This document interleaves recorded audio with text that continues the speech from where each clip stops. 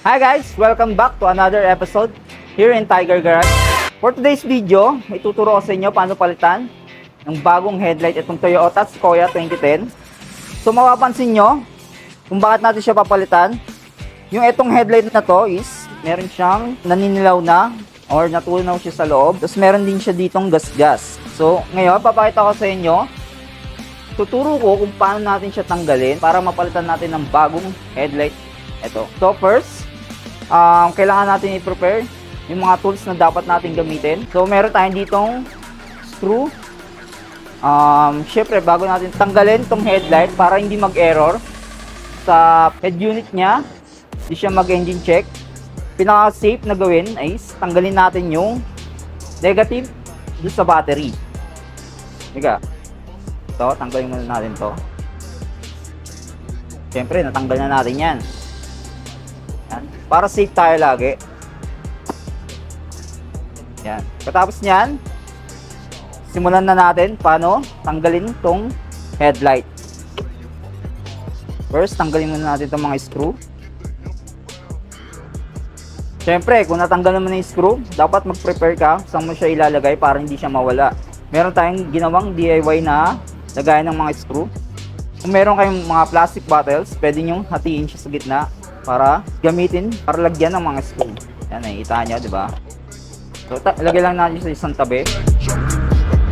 Tanggalin natin itong mga screw. Then next, para matanggal to, meron siya ditong clip. Kasi hindi mo siya mahugot ng buo yan eh. Meron siya ditong dalawang clip. Kailangan nating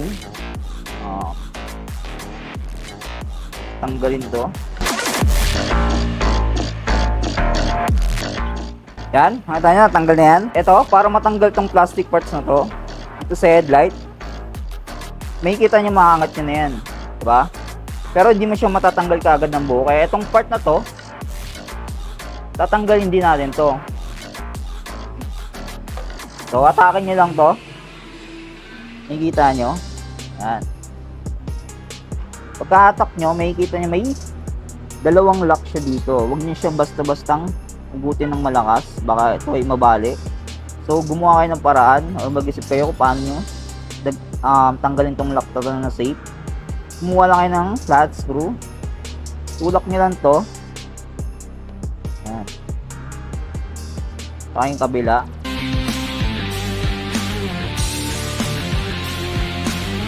So, yan. Natanggal na natin. Then medyo lumog na siya. Hinahin nyo lang to.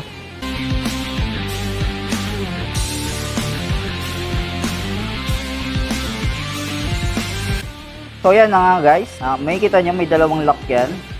Dapat sa pagtanggal nyo nito, matigas lang to pero dapat ingatan nyo paghatak nito para hindi siya mabali. May kita nyo, meron siya ditong screw.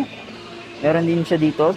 Pero kaganina tinanggal na natin siya. Itong dalawa na to. Siguro pag natanggal na natin tong isang screw na to, mahatak na natin siya. Then, meron tayong ditong T-wrench na number 10, 10mm. Gamitan niyo siya ng T-wrench or socket wrench. Basta G siya para mabuksan siya. Yan, natanggal na natin.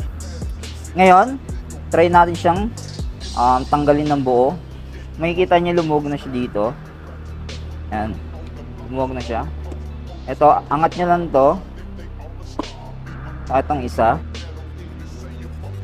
So, pag hindi pa natin siya natatanggal agad, malamang meron pa tong bolt. Kasi sabi. So, yan na nga guys, natanggal na natin itong mga bolt na to. So, pagkatanggal niyan, luluwag na siya. Dito, hindi nyo kagad siya mahahatak. Kaya dapat nang gawin nyo, isangat nyo to. Itong plastic parts na to. Pagkaangat nyo, hatakin nyo siya. Tatanggal na natin siya. The next step, itong mga socket dito, kailangan natin siyang tanggalin para mahugot natin siya ng buo.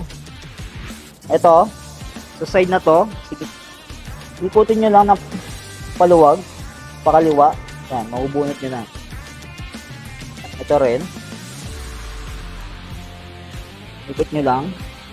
Or, pagka ikot nyo, diba natanggal yung bulb? Huwag nyo siya ibalik. Yung socket na lang ang tanggal nyo. Kumuha lang kayo ng flat screw. Sundutin nyo lang siya. O baba.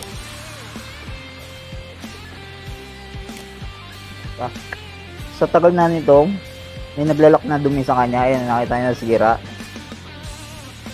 Yes, sobrang tagal niya na. Ito rin, ikot nyo lang to. Para hindi kayo mahirapan magtanggal ng socket, tanggal nyo muna yung mga bulb.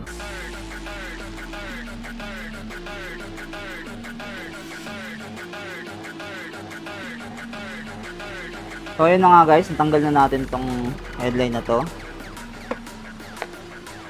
Makikita nyo, meron pa siya ditong hose. Para matanggal natin to, meron siya ditong mga screw. May screw siya dito, tatlo. Kakabit natin din to sa bagong headlight na ipapalit natin.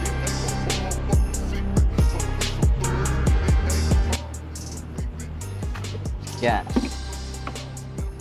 So yun na nga guys, ito natanggal natin tong lumang headlight nya. Kung mapapansin nyo, yung ilaw nito is bulb type. Itong bagong ipapalit natin, LED type. Nakita yung pinagkaiba na itsura nya. So ngayon tuturo ko sa inyo paano natin siya ikabit. Papalitan na natin siya ng bagong headlight nya. Kung yung una is bulb type, ito LED type na siya. So makikita nyo, itong wiring na to, hindi nyo na siya kailangan mag-wire or mag-connect pa ng kung kasi ito, plug and play lang siya. Ngayon, turo ko sa inyo paano siya i-stock. Makikita nyo naman dito, meron siya ditong 4 na socket. Ayan. Hindi naman kayo malilito dyan dahil plug and play lang na siya at di rin kayo maliligaw paano siya saksak. Bit na natin to. Yan. Kung hindi siya tumugma, ilipat nyo lang sa kabila. Kabilang socket nya. Pansin nyo naman, nagsaksak siya.